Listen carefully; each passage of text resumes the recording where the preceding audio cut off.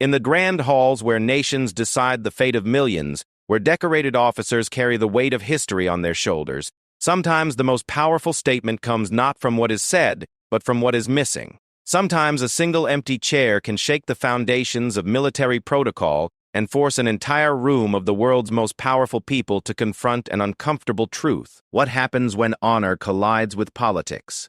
When a man who has spent his entire life following orders suddenly finds himself unable to participate in a ceremony that goes against everything he believes. This is the story of how one senior admiral's refusal to sit down changed everything, and how the absence of a single name on a guest list revealed the deep fractures within the most elite circles of military leadership. It was supposed to be just another formal ceremony, another routine gathering of military brass and political figures. The invitations had been sent, the protocols established, the seating arrangements carefully planned. But sometimes the most ordinary moments become extraordinary when someone decides that their conscience is worth more than their comfort, their principles more valuable than their position. This is that story. The morning of October 15th dawned crisp and clear over Washington, D.C., the kind of autumn day that makes the capital city look like a postcard. Inside the ornate ballroom of the Willard Intercontinental Hotel, staff members moved with practiced efficiency, arranging flowers, adjusting microphones, and setting up rows of chairs with military precision. Today was to be the annual Distinguished Service Awards ceremony, an event that brought together the highest-ranking military officers, government officials, and defense contractors from across the nation. Admiral James Richardson stood at the window of his hotel room 6 blocks away, adjusting his dress uniform for what felt like the 100th time. At 62, he was a man who had dedicated his entire life to the Navy, rising through the ranks with a combination of brilliant strategic thinking and unwavering integrity that had earned him respect across all branches of the military. His weathered hands bore the calluses of a man who had started as an enlisted sailor before earning his commission, and his gray eyes held the steady gaze of someone who had made life-and-death decisions in the most challenging circumstances imaginable. The ceremony was set to honor 12 individuals who had made exceptional contributions to national defense over the past year. Richardson himself was not among the honorees this time, but his presence was expected as one of the senior-most admirals in active service. He had attended this ceremony for the past 8 years, watching as colleagues, subordinates, and even former adversaries received recognition for their service to the country. As he walked through the hotel lobby, Richardson nodded to familiar faces, generals he had worked with during joint operations, defense secretaries from previous administrations, and contractors whose companies had supplied critical equipment during overseas deployments. The atmosphere was cordial, almost festive, with the kind of easy camaraderie that develops among people who have shared both the burdens and privileges of serving at the highest levels of government. The ballroom was impressive, with crystal chandeliers casting warm light over round tables draped in navy blue cloth. Each table seated 8 people, and Richardson found his assigned seat at table 4, positioned with a clear view of the podium where the awards would be presented. The program lay folded beside his place setting, and he opened it to review the list of honorees while other guests continued to arrive. That was when he noticed it. Or rather, that was when he noticed what was missing. The name that should have been there, that by all rights deserved to be there, was absent from the list. Colonel Maria Santos, whose innovative logistics strategies had saved countless lives during the recent humanitarian crisis in Southeast Asia, was nowhere to be found among the honorees. Richardson knew her work intimately. He had been part of the joint task force that had implemented her recommendations, had seen firsthand how her seemingly simple changes to supply chain management had turned a potential disaster into a successful relief operation. But Colonel Santos had also been the whistleblower who had exposed the corruption scandal involving Defense Secretary Morrison just 6 months earlier. Her testimony before Congress had been devastating, methodical, and absolutely truthful. It had also cost Morrison his job, and led to the ongoing investigation of several major defense contracts. Richardson understood immediately why her name was missing from tonight's program. The sound of chairs scraping against marble floors filled the room as guests began taking their seats. Richardson remained standing, the program still open in his hands. Around him, conversations buzzed with the latest Pentagon gossip, discussion of budget allocations, and speculation about upcoming promotions. The Secretary of Defense, Morrison's replacement, made his entrance to polite applause. The evening's master of ceremonies, a recently retired Air Force general, approached the podium to begin the opening remarks. Richardson looked around the room at the assembled crowd. Here were some of the most powerful people in the American military establishment, men and women who had dedicated their careers to protecting the nation and its interests. They were good people, by and large, individuals who had made real sacrifices for their country. But they were also part of a system that sometimes rewarded loyalty over truth, conformity over courage. He thought about Colonel Santos, probably at home with her family tonight, watching her young daughter's soccer practice or helping with homework. She had risked everything to do what was right, and instead of recognition, she had received the subtle but unmistakable message that her kind of integrity was not welcome at events like this. The military talked constantly about values, honor, courage, commitment, but what did those words mean if they disappeared the moment they became inconvenient? The Master of Ceremonies was calling for everyone to take their seats as the formal program was about to begin. Richardson felt the weight of dozens of eyes upon him as he remained standing beside his chair. Conversations around him began to quiet as people noticed his hesitation. General Patterson, seated to his right, leaned over and whispered, "Jim, everything okay?" "They're starting." Richardson nodded but did not sit. His mind was racing through the implications of what he was considering. He had never been one for dramatic gestures or public protests. His entire career had been built on following orders, respecting the chain of command, and working within the system to achieve positive change. But sometimes the system itself became the problem.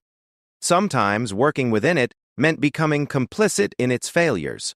The Secretary of Defense had reached the podium and was beginning his opening remarks, welcoming everyone to the ceremony and speaking about the importance of recognizing excellence in service. His words echoed through the ballroom, professionally delivered but somehow feeling hollow to Richardson's ears. The Admiral looked down at the program again, at the list of 12 names that should have been 13. Behind him, he could hear other guests whispering, wondering why the senior admiral was still standing while everyone else had taken their seats.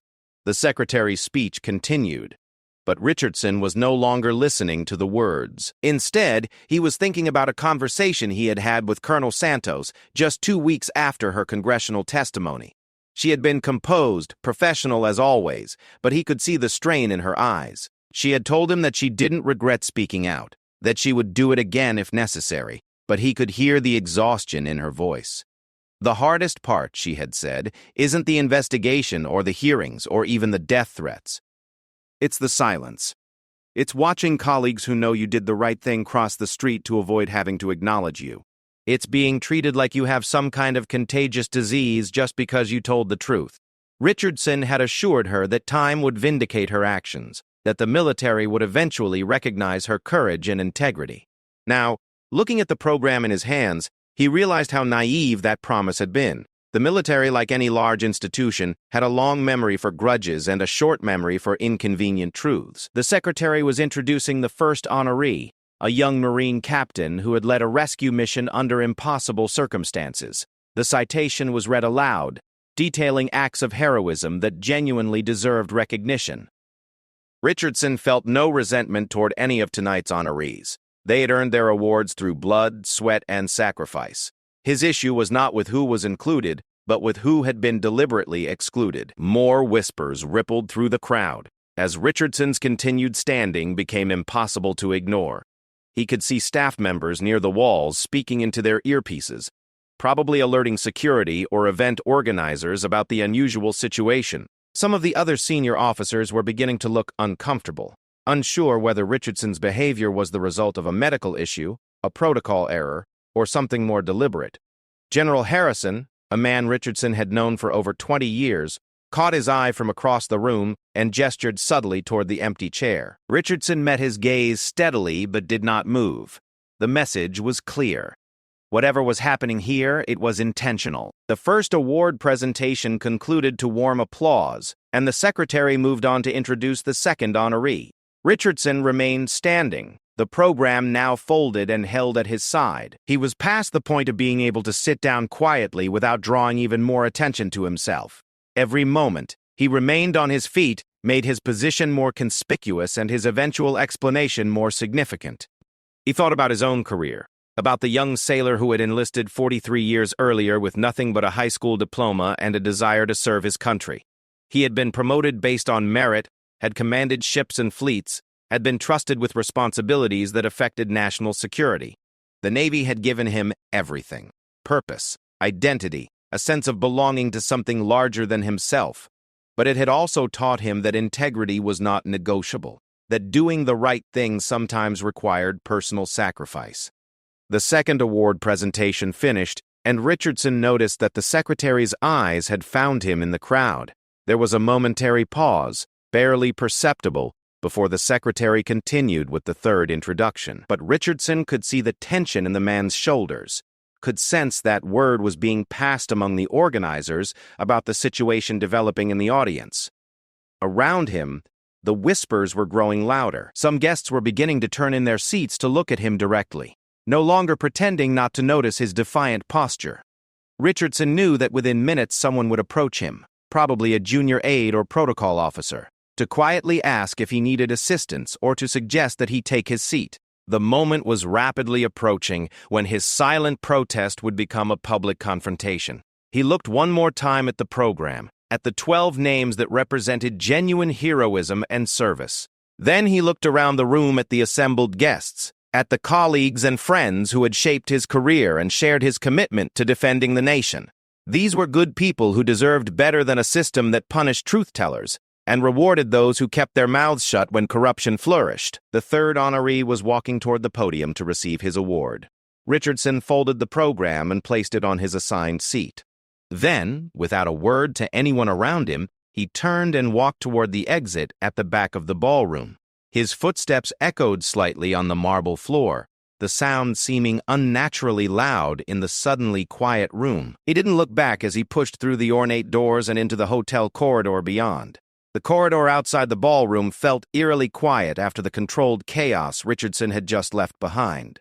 His dress shoes clicked against the polished marble as he walked slowly toward the hotel's main lobby, his mind processing what had just occurred. In 43 years of military service, he had never walked out of an official ceremony. He had endured boring briefings, contentious meetings, and events where he fundamentally disagreed with the proceedings. But he had always stayed, always maintained the facade of unity that military protocol demanded. Behind him, he could hear the muffled sound of continued applause as the ceremony proceeded without him. Part of him wondered if anyone would even mention his absence, if the evening would simply continue as planned with one less person in the audience. But he knew better. In the tightly knit world of military leadership, everything was noticed, everything was remembered, and everything had consequences. His phone began buzzing before he reached the lobby. The first call was from General Patterson, the man who had been sitting beside him. Richardson let it go to voicemail. Then Admiral Chen called, followed by General Morrison, not the disgraced former defense secretary, but his younger brother who served on the Joint Chiefs. Richardson ignored them all. He wasn't ready to explain himself, wasn't sure he could articulate his actions without sounding like he was criticizing colleagues he respected and an institution he loved. The hotel lobby was nearly empty at this hour. Just a few guests checking in and a small group of tourists consulting maps near the concierge desk. Richardson found an empty chair near the windows overlooking Pennsylvania Avenue and sat down for the first time since entering the ballroom. The irony wasn't lost on him.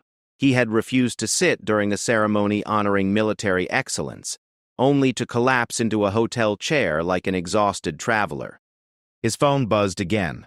This time it was a text message from his wife Sarah, who was back home in Norfolk. "How's the ceremony? Hope they're not keeping you out too late." She had no idea what had just transpired. No knowledge that her husband of 35 years had just potentially ended his military career over a point of principle that most people would consider abstractly admirable but practically foolish. Richardson stared at the message for a long moment before typing back. "Ceremony ended early for me. We'll call you later." It was technically true, though hardly the complete story.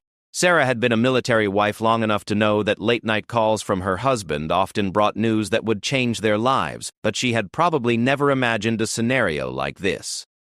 "One day, Justice Western knows himself with us.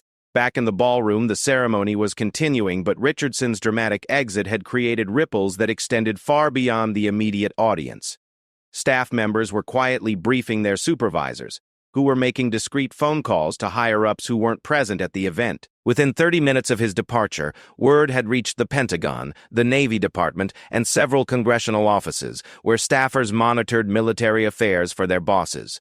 The first news report appeared online just before midnight. It was a brief item in the military affairs blog of the Washington Post, written by a reporter who had sources among the evening's attendees. The headline read, "Senior Admiral Walks Out of Distinguished Service Awards Ceremony." The story was factual but speculative, noting Richardson's sudden departure but offering no explanation for his actions. The reporter had attempted to reach Richardson for comment but had been unsuccessful. By morning, the story had gained momentum. The major networks picked it up during their breakfast shows, describing the incident as an unusual protest and speculating about possible causes. Military analysts were brought on to discuss the significance of such a breach of protocol, with most emphasizing how extraordinary it was for a senior officer to make such a public display of disagreement with military leadership. Richardson woke in his hotel room to 17 missed calls and 43 text messages. His phone had been buzzing almost continuously since 5 in the morning, but he had turned off the ringer and tried to sleep. Now, looking at the screen, he saw messages from colleagues, former subordinates, reporters, and even a few members of Congress. Most were asking for explanations, some were offering support, and a few were bluntly critical of his actions. It was from Colonel Maria Santos, sent at 6:47 a.m. "Admiral, I saw the news. Thank you for your courage. I hope this doesn't cost you everything."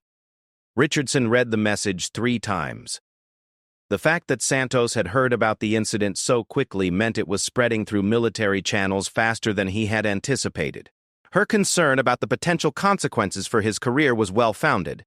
Walking out of a formal military ceremony was the kind of insubordination that could trigger anything from a formal reprimand to early retirement. He ordered room service coffee and sat down at the small desk near the window to draft a response to the flood of inquiries he had received. But every time he started typing, the words felt inadequate. How do you explain that you couldn't stomach celebrating military excellence while simultaneously pretending that a genuine hero didn't exist? How do you articulate the difference between loyalty to an institution and complicity in its moral failures? His phone rang. This time, the caller ID showed Admiral Thompson, his immediate superior and one of the most respected officers in the Navy. Richardson knew this was a call he couldn't avoid. "Jim, what the hell happened last night?" Thompson's voice was tense but not hostile. "I'm getting calls from everyone up to the CNO wanting to know why one of my senior admirals staged a walkout at a public ceremony." Richardson took a deep breath. "Admiral, I assume you know about Colonel Santos and her exclusion from the awards list." There was a pause. "I know about her situation, yes. What does that have to do with you walking out on a ceremony honoring 12 other deserving service members?" "It has everything to do with it, sir. Colonel Santos saved lives with her logistics innovations and then showed tremendous courage in exposing corruption that was costing the taxpayers millions and putting our people at risk. Her reward for that courage was to be blacklisted from any kind of recognition. I couldn't sit there and pretend that was acceptable." Thompson sighed audibly. "Jim, you know I respect Santos for what she did. Hell, most of us do. But you also know how these things work. She embarrassed some very powerful people, and there are consequences for that. It doesn't make it right, but it's reality. That's exactly the problem, sir. We all know it's wrong, but we accept it anyway because it's easier than fighting the system. When did we become the kind of military that punishes truth-tellers and protects the corrupt?" Another pause, longer this time. "Jim, I need you to listen to me very carefully. There are people downtown who are furious about what happened last night. They're calling it insubordination, disrespect to the office of the Secretary of Defense, and conduct unbecoming an officer. The fact that it happened in front of defense contractors and foreign attachés makes it even worse from a public relations standpoint." Richardson felt a cold knot forming in his stomach. He had known there would be consequences, but hearing them spelled out so bluntly made them feel more real and immediate. "On the other hand," Thompson continued, "there are also people who are quietly saying it's about time someone took a stand. The Santos situation has bothered a lot of us. and your walkout has forced some uncomfortable conversations about how we treat people who show moral courage. What happens now, sir? Now you're going to receive a call from the secretary's office requesting a meeting. You're going to be asked to provide a written explanation of your actions. Depending on what you say and how you say it, this could end with anything from a private reprimand to a very public court-martial. Richardson closed his eyes. A court-martial would mean the end of his career in disgrace, the loss of his pension, and probably criminal charges. Even a private reprimand would effectively end any chance of promotion or meaningful assignments for whatever remained of his career. "Admiral," he said quietly, "if I had it to do over again, knowing what I know now, I'd make the same choice." Thompson was quiet for a moment. "I figured you'd say that. Jim, you're a good officer and a good man, but you've put yourself in an impossible position. The best advice I can give you is to think very carefully about what you want to accomplish here. Is this about Colonel Santos, or is it about something bigger?" After the call ended, Richardson sat staring out the window at the morning traffic beginning to build on Pennsylvania Avenue. Thompson's question kept echoing in his mind. What was this really about? Was he defending Colonel Santos, or was he making a statement about the moral drift he had sensed in the military leadership over the past few years? The truth was, it was both. Santos had become a symbol for him of everything that was wrong with a system that valued political convenience over truth, that rewarded those who stayed quiet about problems while punishing those who tried to fix them. But it was also about his own integrity, his own ability to look at himself in the mirror and know that he had stood up for what he believed in when it mattered most. His phone buzzed with another text message. This one was from a young Navy lieutenant he had mentored several years earlier. "Admiral, my entire unit is talking about what you did. Most of us think you're a hero. Whatever happens next, know that there are people who understand why you did it." Similar messages began arriving throughout the morning. Junior officers, enlisted personnel, even some civilians who worked on military bases, were reaching out to express support for his actions. Richardson realized that his walkout had resonated with people who felt frustrated by the same issues he had been grappling with. People who were tired of watching integrity take a back seat to politics. But support from junior personnel wouldn't protect him from the consequences of his actions. By noon, the formal request for a meeting had arrived, just as Thompson had predicted. Richardson was to report to the Pentagon the following morning to meet with a review board that would determine whether disciplinary action was warranted. He spent the afternoon writing the required explanation of his actions. It took 7 drafts before he produced something that was honest without being inflammatory, that explained his position without directly criticizing his superiors. He knew that every word would be scrutinized, that his career and reputation hung in the balance of how effectively he could justify his decision to walk away from a ceremony that had taken years to plan and millions of dollars to execute. As evening approached, Richardson found himself thinking about Colonel Santos again. She had risked everything to expose corruption, had endured months of investigation and character assassination, and had ultimately been vindicated when multiple defense contractors were indicted based on her testimony. But vindication in the courts hadn't translated to recognition within the military community. Her courage had made her a pariah among the very people who should have been celebrating her integrity. That night, Richardson called his wife to explain what had happened and what might happen next. Sarah listened without interruption as he described his actions and the potential consequences. When he finished, she was quiet for a long moment. "Jim," she said finally, "do you remember what you told our son when he was thinking about dropping out of college because his ethics professor was teaching things he disagreed with?" Richardson smiled slightly. "I told him that the easy path isn't always the right path, and that sometimes standing up for what you believe in requires sacrifice. And now you're living those words instead of just speaking them. Whatever happens tomorrow, I'm proud of you." As Richardson prepared for bed, he knew that the next day would likely determine the course of the rest of his life. He had crossed a line that couldn't be uncrossed, had made a statement that couldn't be taken back. The only question now was whether that statement would be remembered as the principled stand of a man who valued integrity over comfort, or as the career-ending mistake of an officer who forgot his place in the chain of command. The Pentagon at 7:30 in the morning had an energy that Richardson had always found invigorating. Even after 4 decades of military service, He still felt a sense of purpose walking through the corridors where decisions that affected global security were made daily. But today, that familiar energy felt different. Today, he wasn't walking these halls as a respected senior officer consulting on maritime strategy or personnel decisions. Today, he was walking to what might very well be his professional execution. Richardson had arrived 30 minutes early for his 9 o'clock meeting, partly out of habitual punctuality and partly because he hadn't been able to sleep. He spent the extra time in the parking lot, reviewing his written statement one final time and trying to prepare mentally for whatever was about to unfold. The 7 pages he had crafted explained his actions without apology, detailed his concerns about the treatment of Colonel Santos, and outlined his belief that military leadership had a responsibility to protect and honor those who demonstrated moral courage, even when it was politically inconvenient. The conference room where the meeting was held was sterile and impersonal, with beige walls and fluorescent lighting that seemed designed to leech the life out of any conversation that took place within them. 3 officers sat behind a rectangular table: Admiral Morrison, no relation to the disgraced former Defense Secretary, Colonel Hayes from the Army's Judge Advocate General's Corps, and General Bradford, who had been chosen to chair the proceedings. All 3 were professionals Richardson knew and respected, which somehow made the situation even more uncomfortable. General Bradford opened the meeting by reading Richardson's service record aloud. 40 years of exemplary service, multiple commendations, leadership roles in 3 major operations, and a reputation for integrity that had never been questioned until now. The irony wasn't lost on Richardson that the very character traits that had earned him this stellar record were now being used to highlight how out of character his recent actions had been. "Admiral Richardson," Bradford began, "your conduct at the Distinguished Service Awards ceremony has raised serious concerns about your judgment and your respect for military protocol. Before we proceed, I want to give you an opportunity to explain your actions in your own words."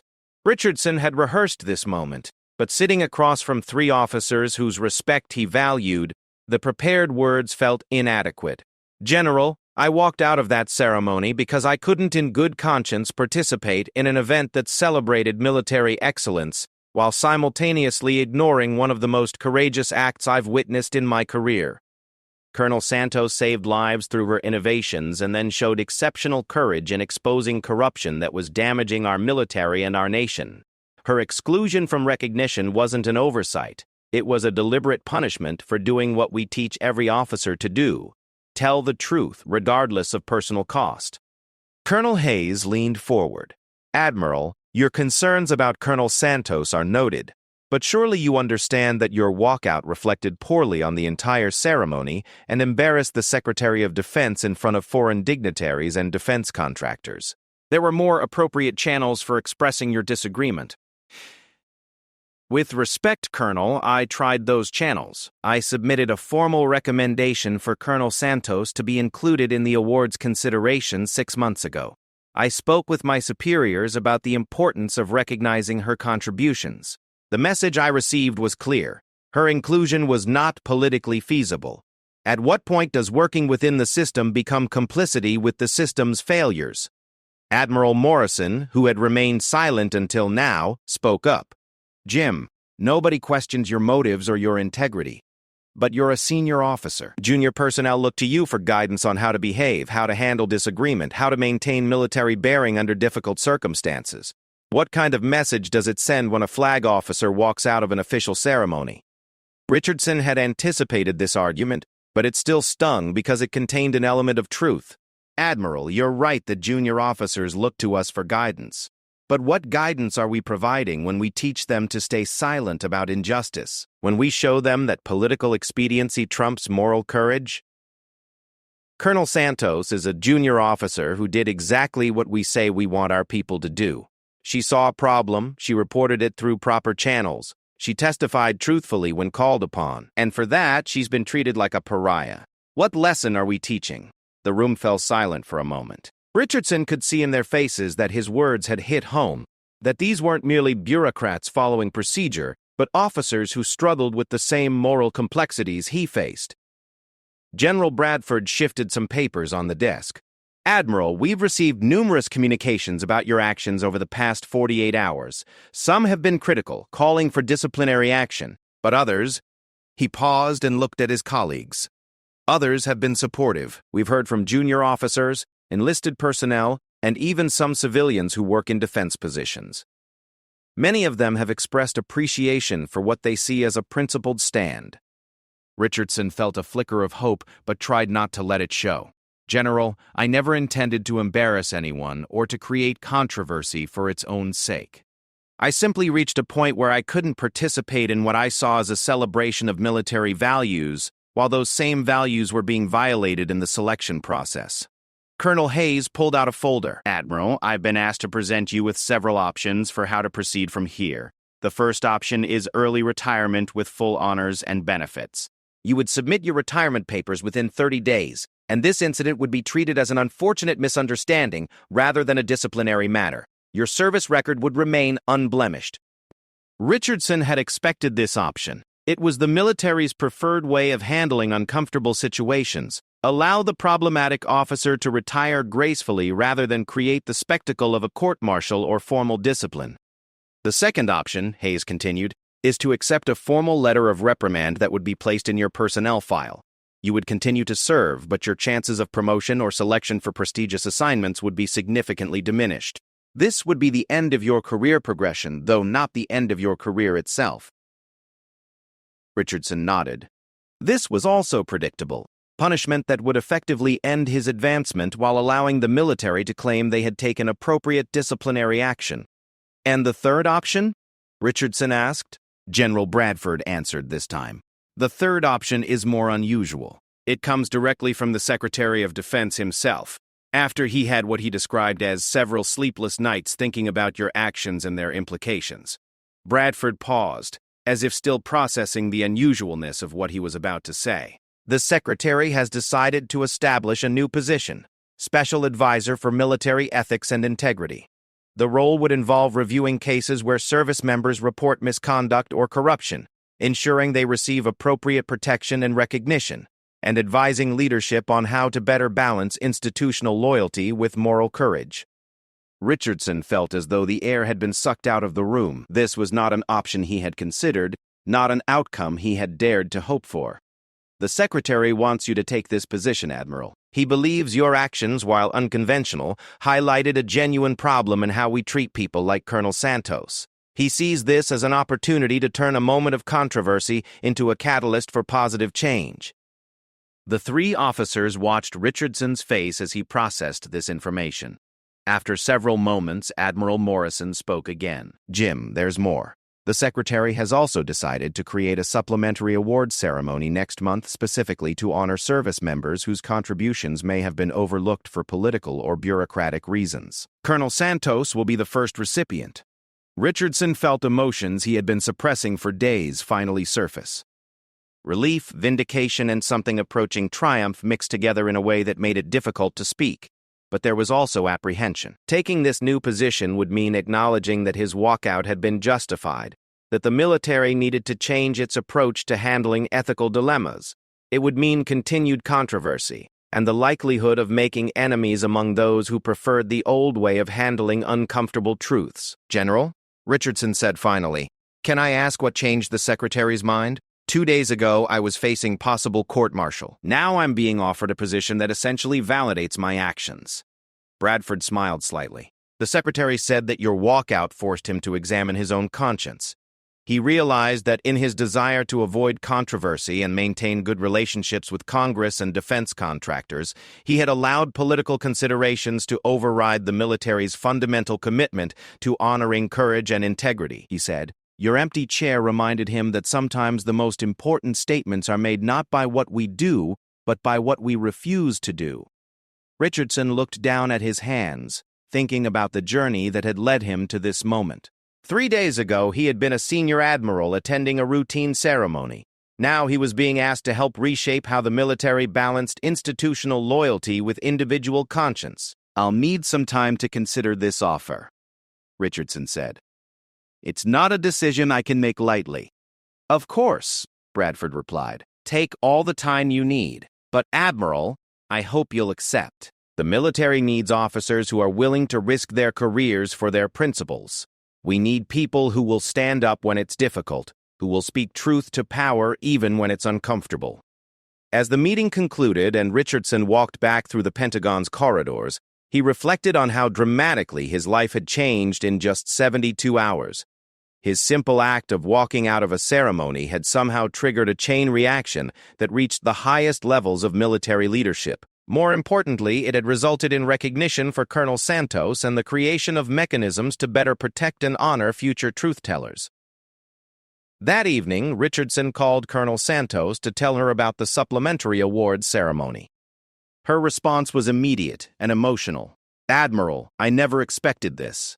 I thought my career was over, that I'd never receive any recognition for my work because of the corruption investigation."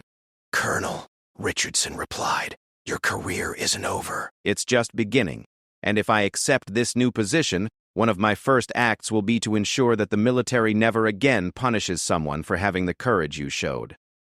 2 weeks later, Richardson accepted the position of Special Advisor for Military Ethics and Integrity. His first official act was to draft new guidelines for how the military would handle and recognize whistleblowers and others who reported misconduct.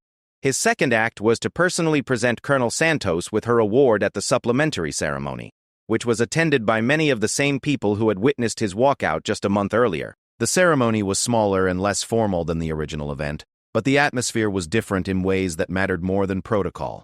There was a sense of authenticity, of genuine celebration of values rather than mere lip service to them. When Richardson presented Colonel Santos with her award, the applause was sustained and heartfelt in a way that felt more meaningful than the polite recognition typically given at formal military events. In his remarks that evening, Richardson spoke about the importance of moral courage and the military's responsibility to protect and honor those who demonstrate it. He also acknowledged that his own actions had been imperfect and disruptive, but argued that sometimes disruption was necessary to prevent institutions from losing their way. Military service, he said, is ultimately about protecting the values and principles that make our nation worth defending. When we allow political expedience to override those values, when we punish truth-tellers and protect the corrupt, we undermine the very foundation of why we serve. An empty chair should never be more powerful than a full one, but sometimes it takes an empty chair to remind us what we're missing. 6 months later, Richardson's new office had processed 43 cases involving service members who had reported misconduct or shown moral courage in difficult circumstances. Of those, 31 had resulted in some form of recognition or protection that previously would not have been available. More importantly, the existence of the office and the publicizing of its mission had encouraged other service members to report problems they might previously have ignored. Colonel Santos was promoted to full colonel and assigned to lead a task force on military logistics reform. Her innovations were implemented across all branches of the military, and she became a regular speaker at military academies on the importance of ethical leadership. She and Richardson maintained a professional relationship that evolved into a genuine friendship based on their shared experience of risking everything for principle. The story of Richardson's walkout and its aftermath became part of military leadership curriculum at West Point, Annapolis, and the Air Force Academy.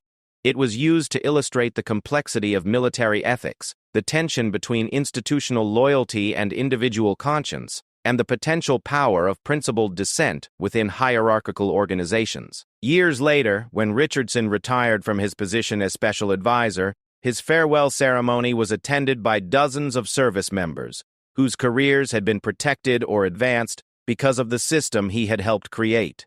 Many credited him not just with saving their careers, but with restoring their faith that the military could be an institution worthy of their sacrifices. The Distinguished Service Awards ceremony continued to be held annually, but with expanded criteria that specifically recognized moral courage and ethical leadership. Colonel Santos's name was added to the permanent display in the Pentagon honoring recipients of the supplementary awards, serving as a reminder that sometimes the most important contributions come from those who refuse to accept that this is just how things work. Richardson often reflected on that October evening when he had stood beside his chair, program in hand, making a decision that would change the course of multiple lives and careers.